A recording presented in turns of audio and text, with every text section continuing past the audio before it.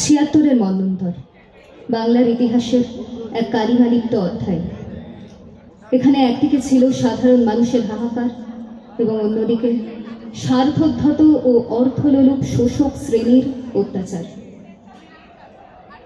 এই প্রেক্ষাপটে কবি সুকান্ত ভট্টাচার্য সাধারণ মানুষের মধ্যে প্রতিবাদের আগুনকে ছড়িয়ে দিতে চেয়েছেন। আমার পরবর্তী নিবেদন তার ঘুম নেই কাব্যগ্রন্থের কবিতা বোধন। হে মহামানব, একবার এসো ফিরে, শুধু একবার চোখ মেলো এই গ্রাম নগরের ভিড়ে। এখানে মৃত্যু হানা দেয় বারবার, লোকচক্ষুর আড়ালে এখানে জমেছে অন্ধকার। এই যে আকাশ, দিগন্ত, মাঠ, স্বপ্নে সবুজ মাটি, নীরবে মৃত্যু গেড়েছে এখানে ঘাঁটি। কোথাও নেই কোপার, মারিও মড়ক মন্বন্তর, ঘন ঘন বন্যার আঘাতে আঘাতে ছিন্ন ভিন্ন ভাঙা নৌকার পাল।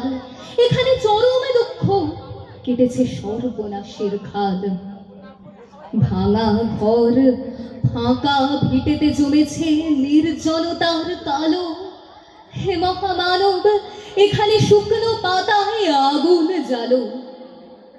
ব্যাহত জীবন যাত্রা, চুপি চুপি কান্না বউ বুকে, হে বীর বিহারী সঙ্গী।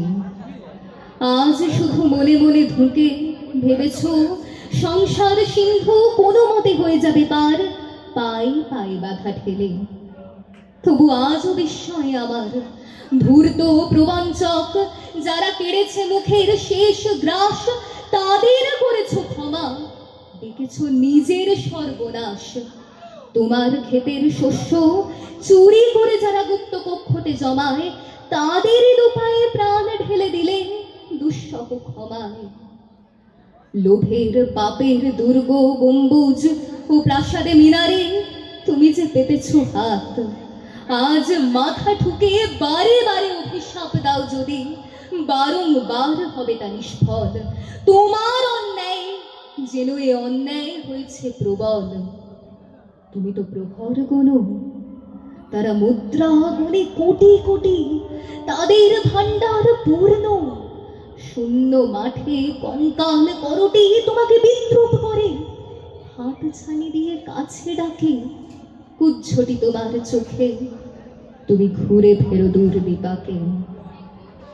পৃথিবী উদাস, শোনো হে দুনিয়াদার, সামনে দাঁড়িয়ে মৃত্যু কালো পাহাড়। দগ্ধ হৃদয়ে যদিও ফেরাও ঘাড়, সামনে পেছনে কোথাও পাবে না পার।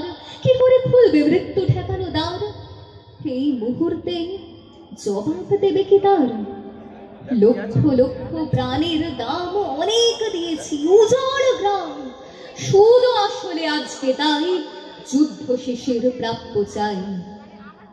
কৃপণ পৃথিবী লোভের অস্ত্র দিয়ে কেড়ে নেয় অন্ন বস্ত্র। লোলুপ রসনা মেলা পৃথিবীতে বাড়াও হাত তাকে ছিঁড়ে নিতে। লোভের মাথায় পদাঘাত হানো, আনো রক্তের ভাগীরথী আনো। দৈত্যরাজের যত অনুচর মৃত্যুর ফাঁদ পাতে পর পর। মেলো চোখ আজ, ভাঙো সে ফাঁদ, হাঁকো দিকে দিকে সিংহনাদ। তোমার ফসল, তোমার মাটি, তাদের জীবন ও মরণ কাঠি তোমার চেতনা চালিত হাতে। এখনো কাঁপবে আশঙ্কাতে স্বদেশ প্রেমের ব্যঙ্গমা পাখি মারণ মন্ত্র বলে। শোনো পাখি, এখনো কি তুমি আমি স্বতন্ত্র? করো আবৃত্তি, হাঁকো সে মন্ত্র। শোন রে মালিক, শোন রে মজুতদার, তোদের প্রাসাদে জমা হলো কত মৃত মানুষের হাড়। হিসাব কি দিবি তার? প্রিয়াকে আমার কেড়েছিস তোরা, ভেঙেছিস ঘর বাড়ি। সে কথা কি আমি জীবনে মরণে কখনো ভুলতে পারি? আদিম হিংস্র মানবিকতার যদি আমি কেউ হই, স্বজন হারানো শ্মশানে তোদের চিতা আমি তুলবই। শোন রে মজুতদার, ফসল ফলানো মাটিতে রোপণ করব তোকে এবার।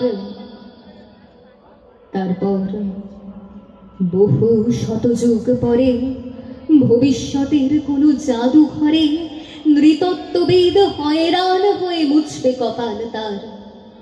মজুতদার ও মানুষের হাড়ে মিল খুঁজে পাওয়া ভার। 1300 সালের মধ্যবর্তী মালিক মজুতদার মানুষ ছিল কি?